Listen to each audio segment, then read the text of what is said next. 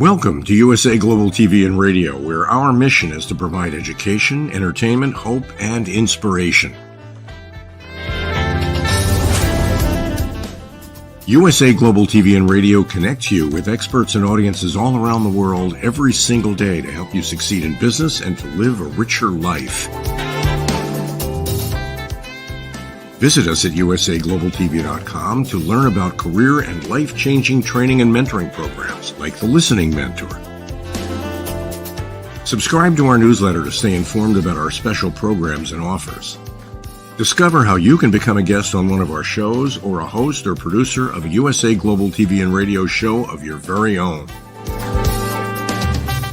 That's USA Global TV and Radio, where the doctor is always in.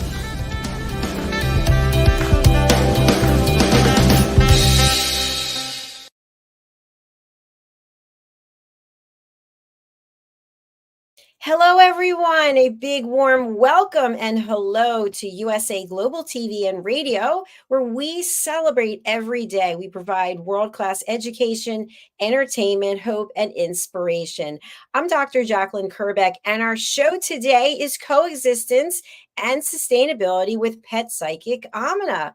Our topic is the power of the rescue.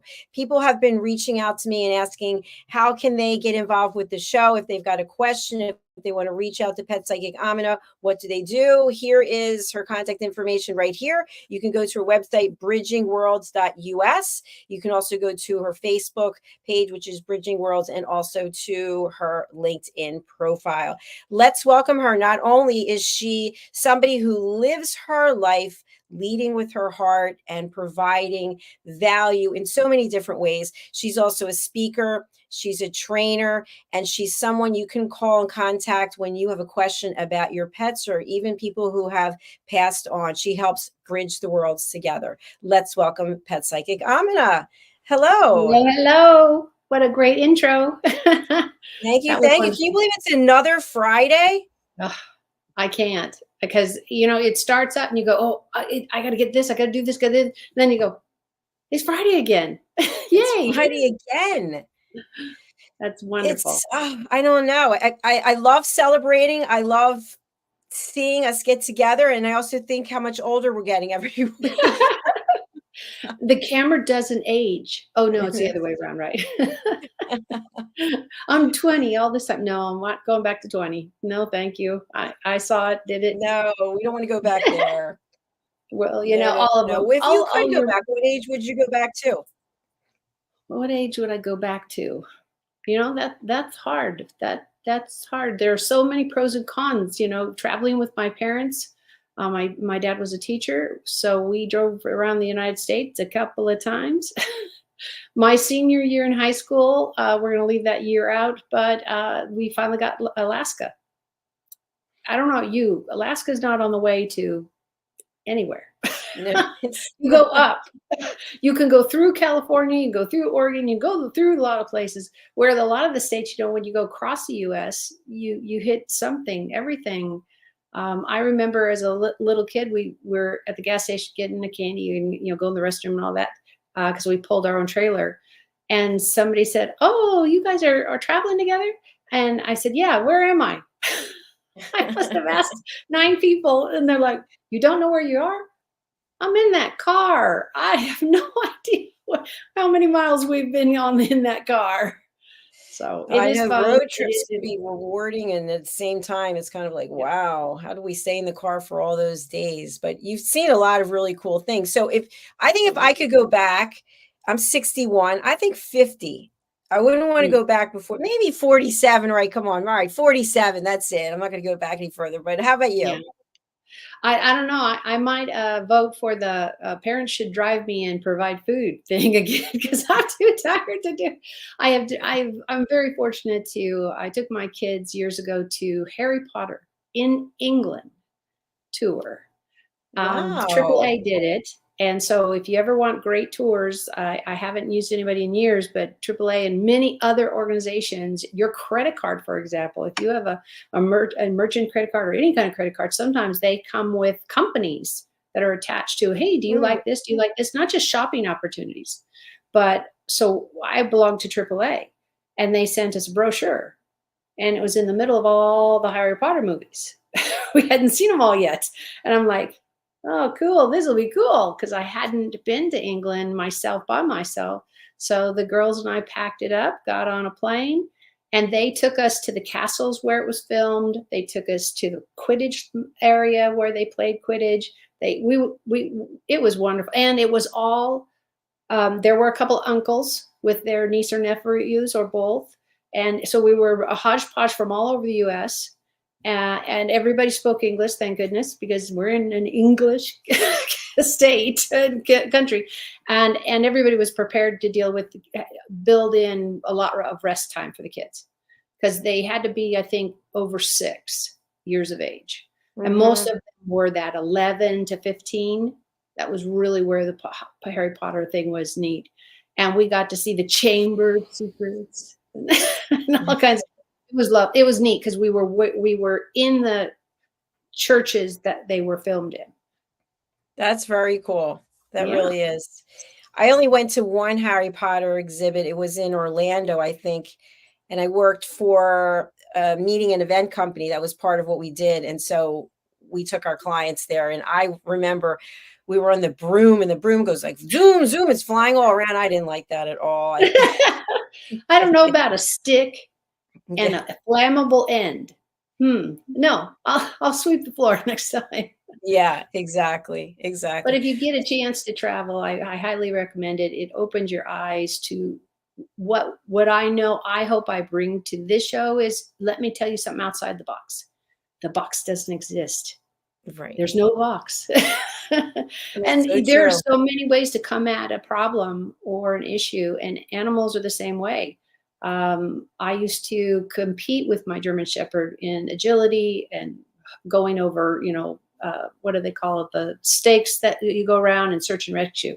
Well, one day I noticed he started to limp, and he had torn the pad of his Oh, paw, and so that means I got to stop him from doing just about everything to keep the bandage on, because I don't know you, they're worse than little kids. They're chewing on the bandage and all the things underneath it. It grew back just fine, and we didn't have enough to save, and the doctor didn't want to resew it because it's probably dead by then, the bottom of his feet that he ripped.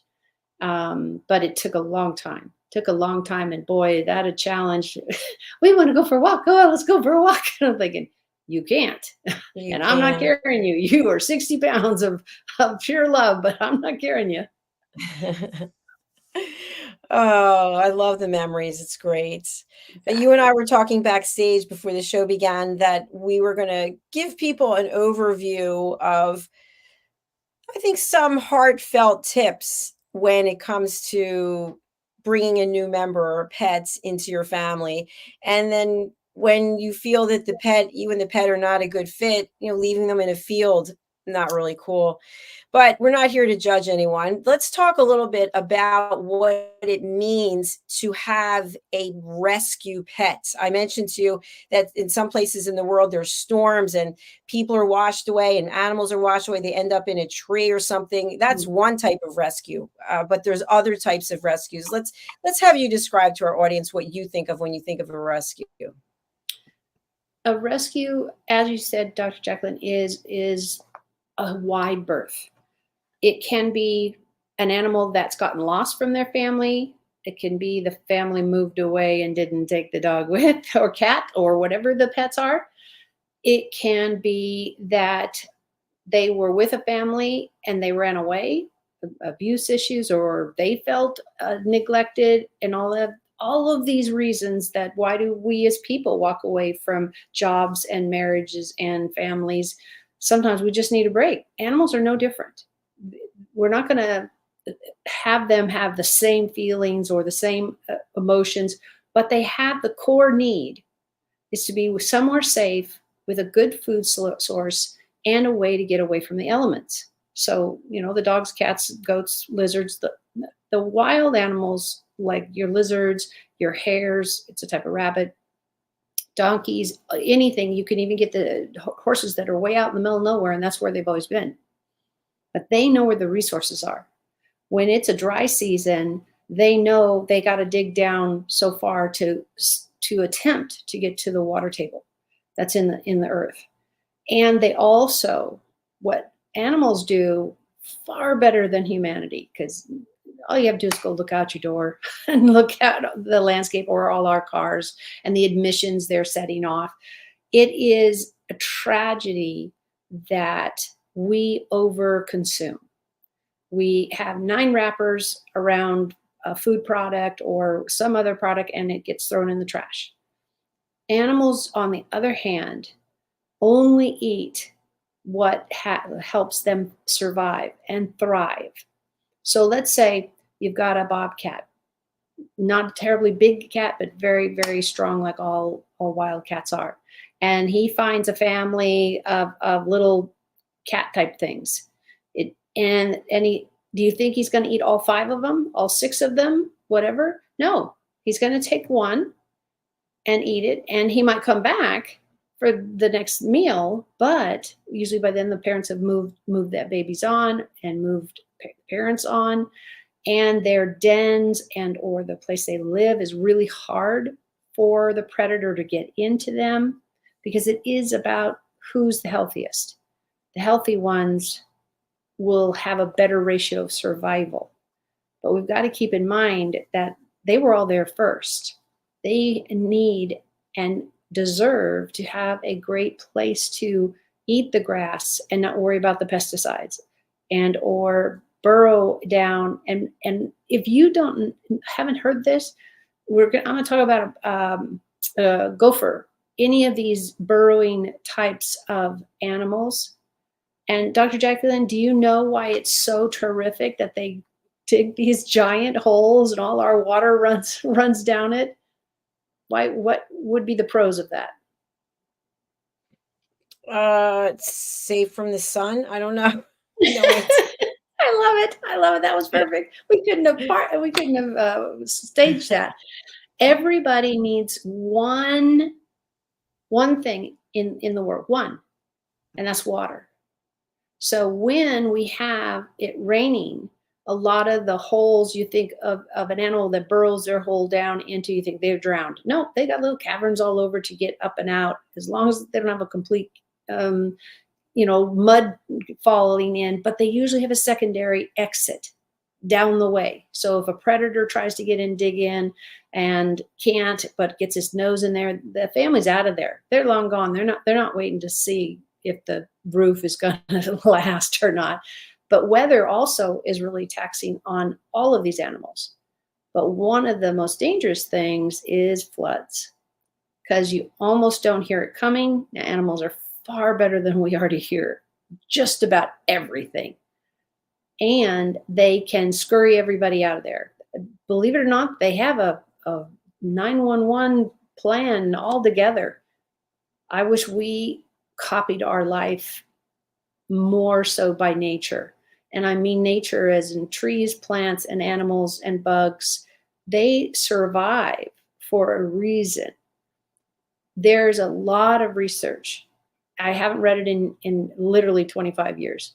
But when Chernobyl went up and all of that toxic waste was dumped and all the fumes and all the people who've now had cancer and just the tragedy of that, that's what the animal kingdom tries to make sure they aren't a part of, and or they're not manufacturing gasoline. They could probably dig a hole for it, but they have no use for it. When you see an animal's behavior, what we have to do is first, don't jump to conclusions. There are certain animals, and I'd love to hear, Dr. JACALYN, if you have a certain animal, either when you were a kid or now, that you would say, oh, no, I'm never walking by that. For me, if I came to your neck of the woods, I would still, even though I've held these animals, I was going to give it away and or whatever. Yours are going to be full grown and I just can't run that fast anymore. And that would be your alligators. They don't mess with nobody. They don't let anybody mess with them. And those teeth are there for many reasons. But animals have a plan. We need to give them space to allow it to happen because they do have a plan. They do, absolutely. And you called out the alligators, and I could call out the snakes, and I could call out the iguanas. The iguanas don't even bother me that much anymore, but the snakes are just not sorry. Yes. And I'm the kid that from the time I was 5, I'm running towards the people who got the snake in their hand. I was like, I want to touch it. I want to hold it. And I wasn't raised being told that they were slimy. I didn't know that was a thing until like my teen years.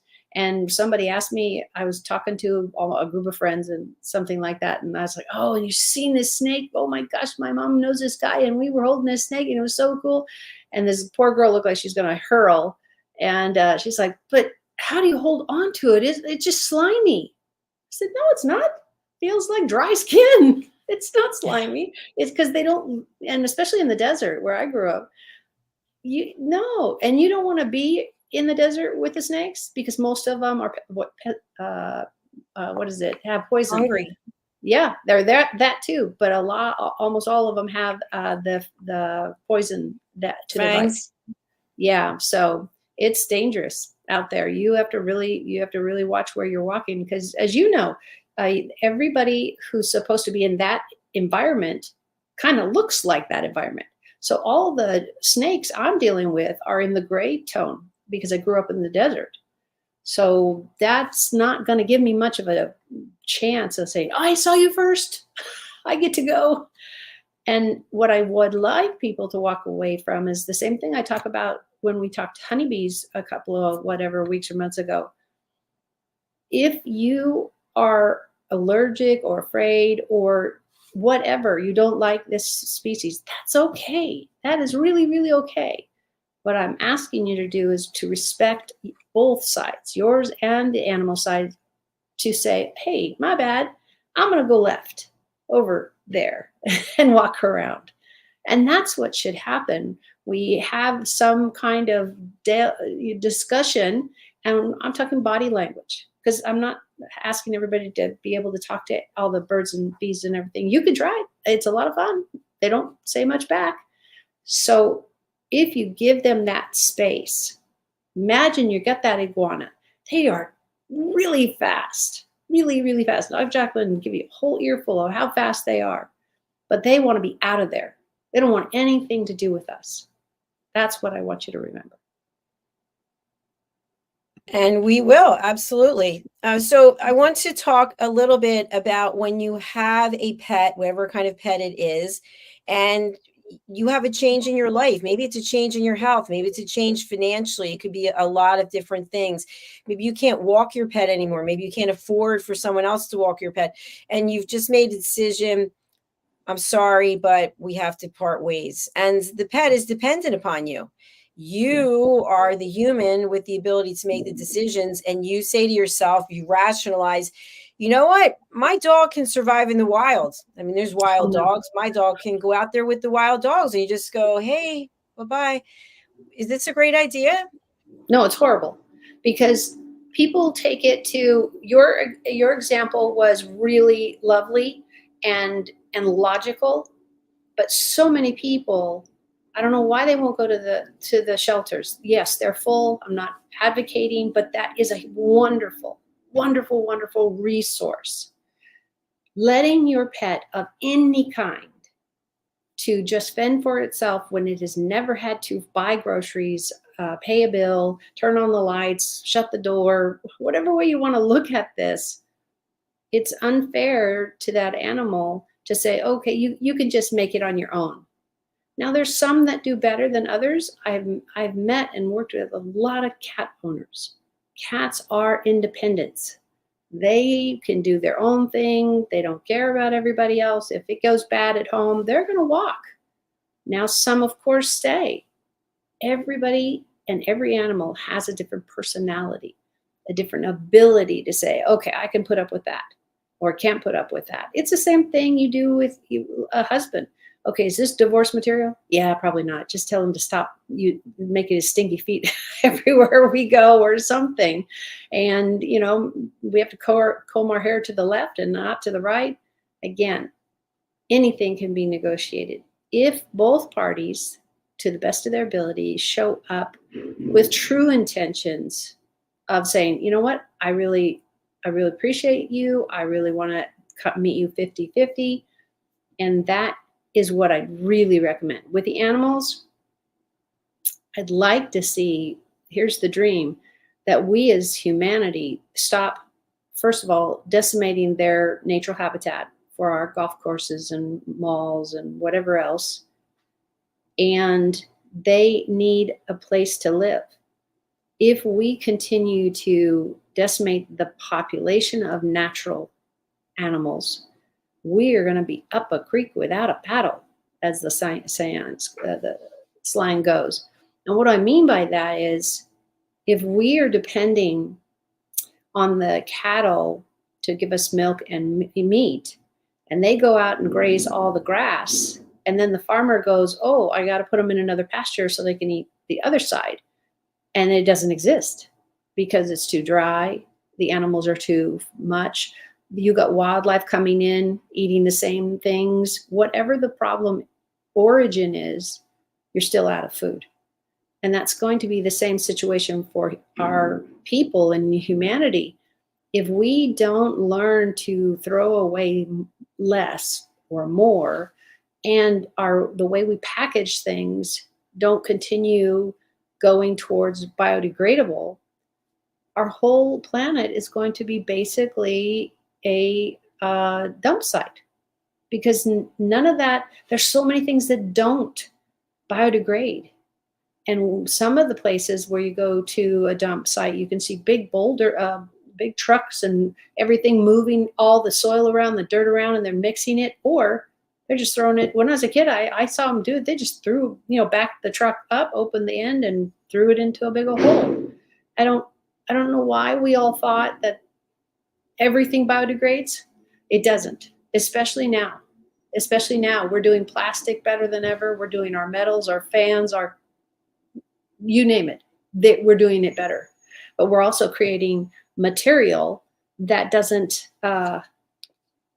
see, clear bag, but it doesn't biodegrade. You can't put that in a recycle center. I do everything I can to recycle, and I pick up trash when I'm walking around because that's me. And I also know that I'm hopefully saving another animal's life, because if it has the scent of food on it, you've probably, everybody's seen this, they'll lick the wrapper, they'll lick your hand. I even saw a dog with a girlfriend of mine. She put sunscreen on her leg, and that dog just went crazy. And we have no idea why. I was like, no, that's not healthy. You don't get to lick the lotion. But either the scent or something really bothered him enough to say, oh, I got to investigate that. But it's not safe to be licking at these kind of chemicals that are in these products.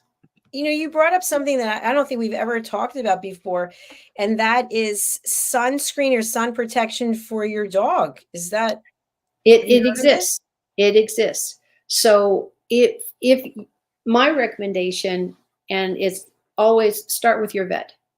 That person should be your ally, just like our doctors or our nurses or somebody in the field. You go, okay, I have to go to the CEO.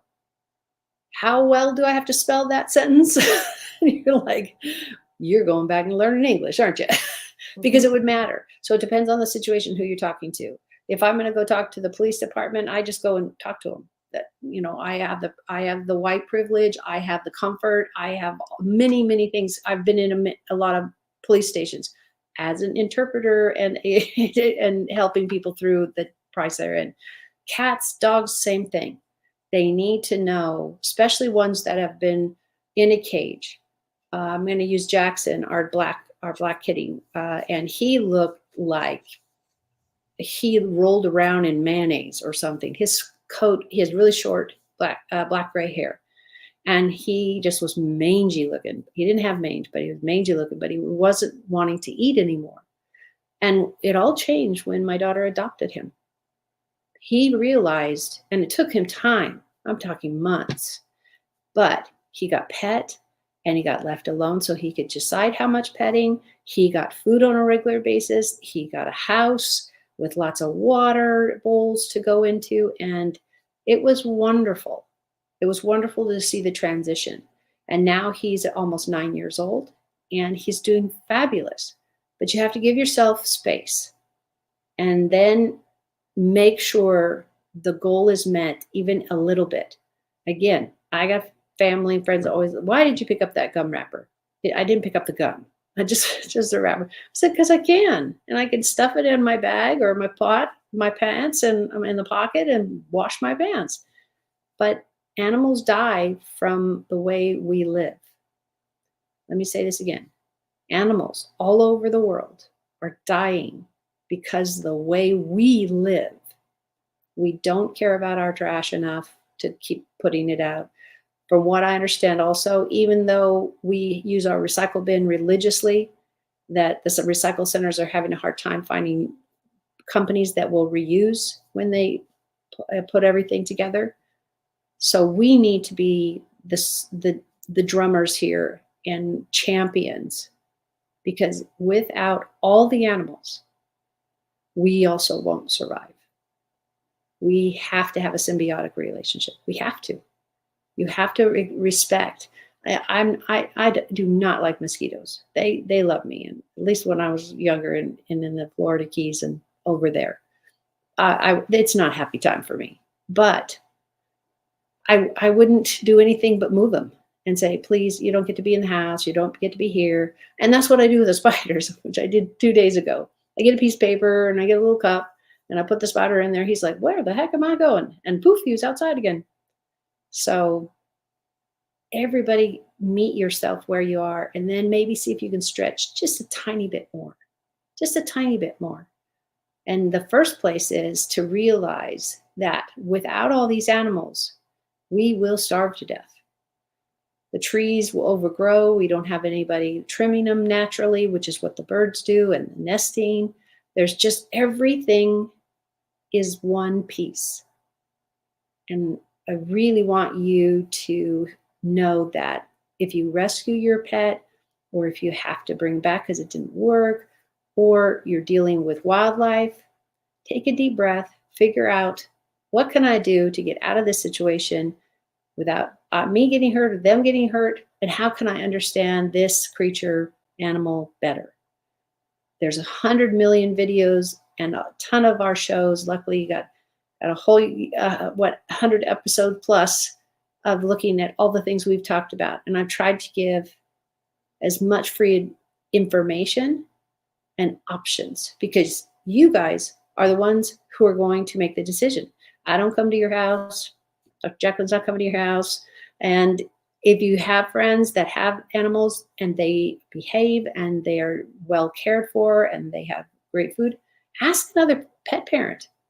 It's a great way to get some support, because all the ones that are doing it right are more than happy. I've never, ever in all these years, I've never met somebody not willing to talk about their pet. So Please ask. That's right. Speak up, say something, find someone who can help you, especially And when do you're, it. And do yes, something. do something. Take action. Be Exactly. proactive. Exactly. Because everybody, and this is what I see in Dr. Jacalyn. I'd love to hear from your vantage point in the part of the US that you're in. I keep seeing people saying, oh, that's somebody else. Oh, that's somebody else. For example, and I'm just using my own life and my life choices. This is not a toot your horn, or if you don't do it like me, you're all going to go into garbage land. No, it's just an example. I pick up wrappers from the ground. I pick up the gum wrapper that's floating around and maybe lost out of somebody's pocket and they didn't even know where it went.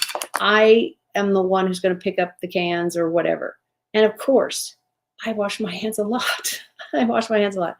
But when I'm walking by whatever piece should not be there, it eats me up if I just go home. Then what am I? I'm not doing anything better. Because I don't know about you, Dr. Jacalyn, but I could swear, I had a piece of paper in my pocket and it had a note on it and I couldn't find it for my life. And in one instance, one of my neighbors found a note that had my name on it. And she's like, oh, this looked important. It has a phone number on it. Do you need it? And I was like, where did you find it? She said, in my yard.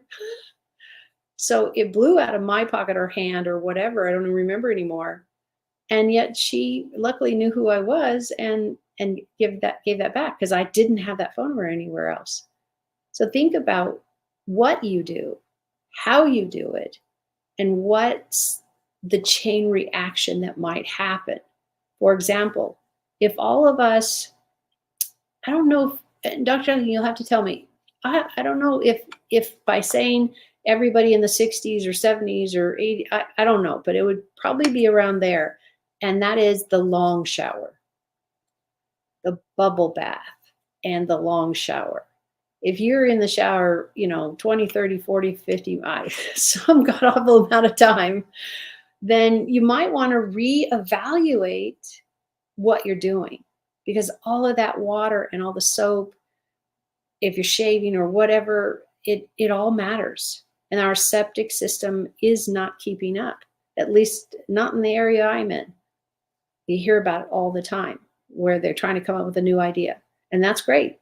And making chemicals that are good for the environment to biodegrade all the things that we put down into that septic tank. So please think about everything we do affects somebody positively and negatively. So if you're educated, when you're educated, I hope that really gives you the chance to say, wait a minute, I might be able to do this differently. And I love it. I love finding new, exciting, different ways to do the same task. So I would love to hear from everybody. If you come up with something, share it. We'd love to see it. Yeah, I love the fact that you brought out about the long showers and running that water. Sometimes people will start the water and walk just away running for no reason, actually.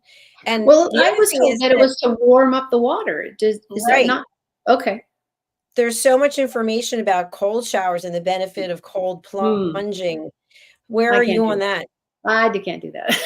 So I have systemic nerve damage throughout my whole body. It's most prominently in my hands and my hips. So a cold, if I lived in the desert, you got it. I'm in the cold shower. Those were lovely. Those were lovely. But I don't live in the desert anymore, and it gets plenty warm here. Absolutely. But that really shocks my system. And I'm like, I am not asleep enough for that. So, that's why I said, find out what works for you. It might not work for everybody else, but it works for you. I know people that swear by the sponge bath. Great. You're still cleaning yourself. It's a small situation to clean up. If that's what your lifestyle needs or your needs, medical and or not, go that way. I'd rather see us all do one thing great and or attempt to get to the great and then not cop out. And then guess what? After 6 weeks, maybe 6 months, depending on what you're doing, you have a new habit. You have a new way to look at something and a new way to say, I hadn't thought about it that way. Because every gum wrapper we throw, or it gets ripped out of our hands and it goes down the street, for me, it breaks my heart because I've lost, I don't chew gum now. I haven't in years, but I watched it run and I ran after it. My mom said, "What are you doing?" I said, "I'm trying to get the wrapper I dropped." And then she let me go because, first of all, there weren't a lot of cars at that moment driving where we were. And so I was able to get, but that drives me crazy because I know I'm contributing to a problem that truly is going to take all our lives. And I mean that environmentally. One thing I've noticed, at least where I live, I see a lot of signs about illegal dumping. I mean, even on regular roads that people are driving, it's, there's signs everywhere that you'll be fined, you could go to jail. So I think people are more aware of it, but that doesn't mean that it's not ending up on our beaches or it's ending up in our lakes or in the oceans.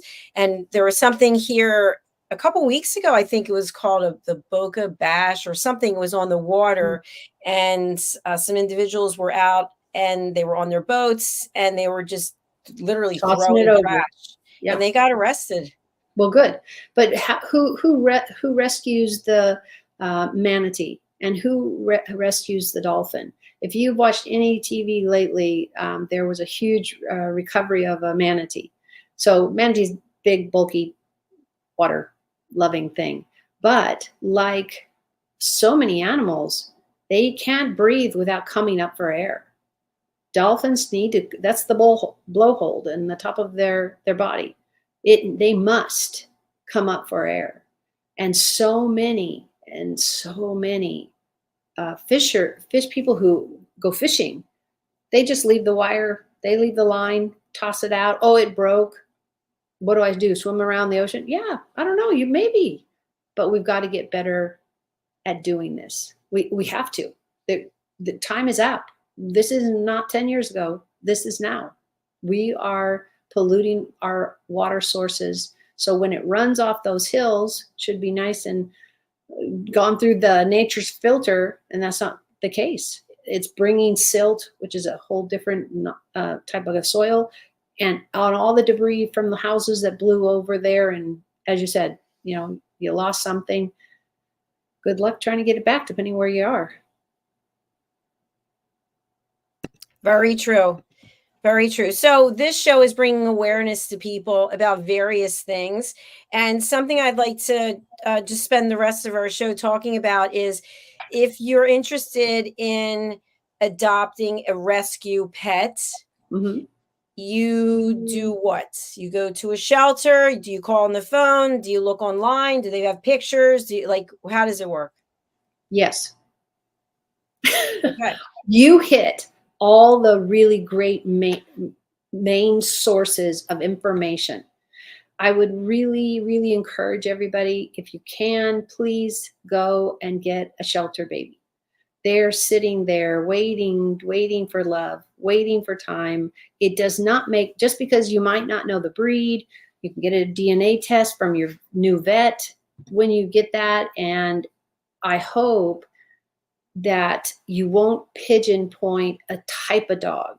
A lot of the big muscly dogs, I'm not going to use the breed name because I don't want to put out any misnomer. It might be a small dog that's really yappy and you don't want a small dog. Go in with what about the animal you would like to see. Now, if you're a first-time pet owner, I highly recommend you foster first. And what that is you bring a animal that isn't quite ready to be adopted, or is, the system is overflowing, because you can volunteer. I think you have to be over 18, but some of them maybe 14. And you can volunteer at any sanctuary that's in need.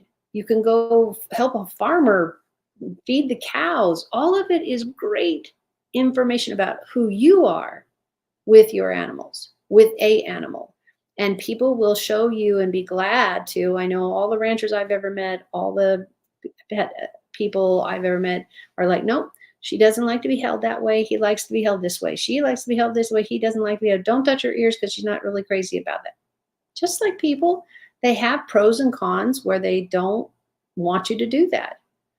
I have one cat that has goobies in her eye all the time. And, those little crusty things. So I'm constantly dabbing it out of her face. Now she holds still for me because I'm gentle, I hope.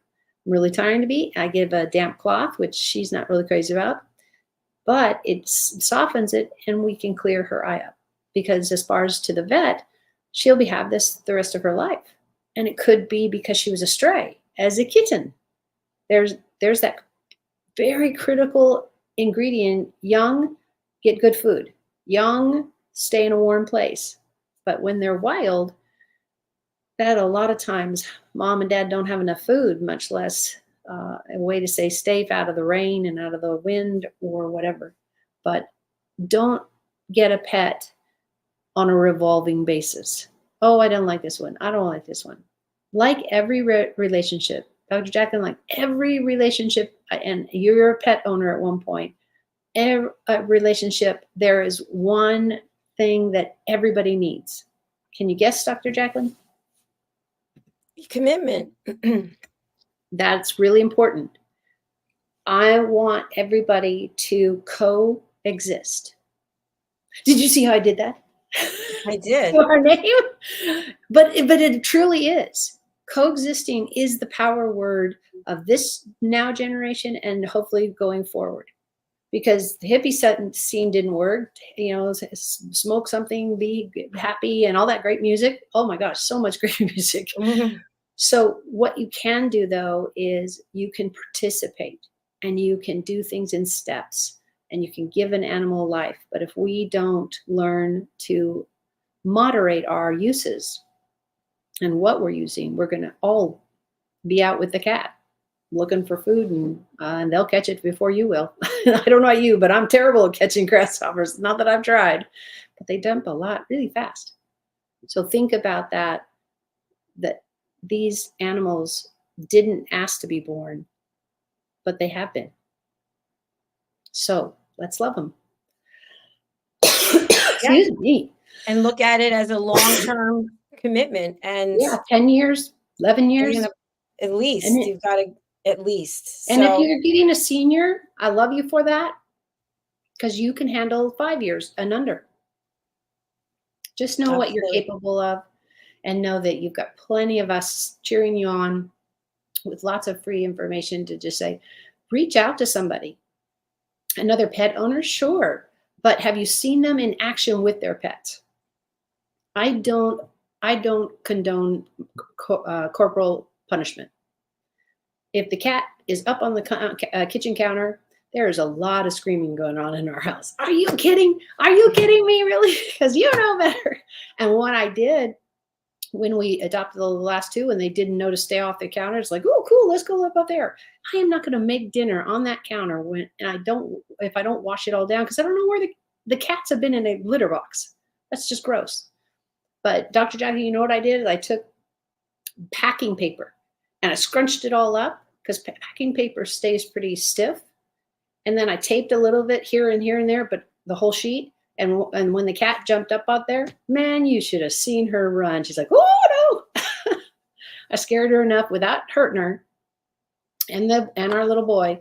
But they decided, oh, that top of that counter is dangerous because they didn't know when I'd put it out or put it away.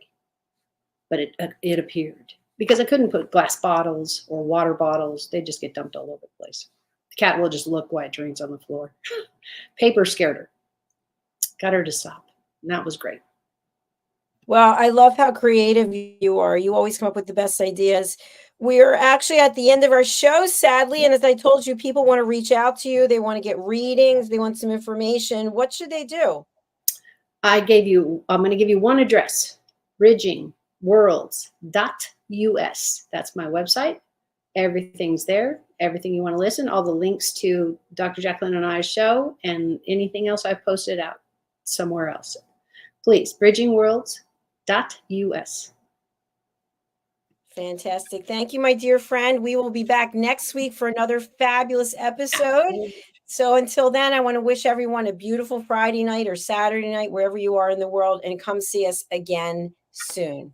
All right. Absolutely. Bye for now. Bye. Bye-bye.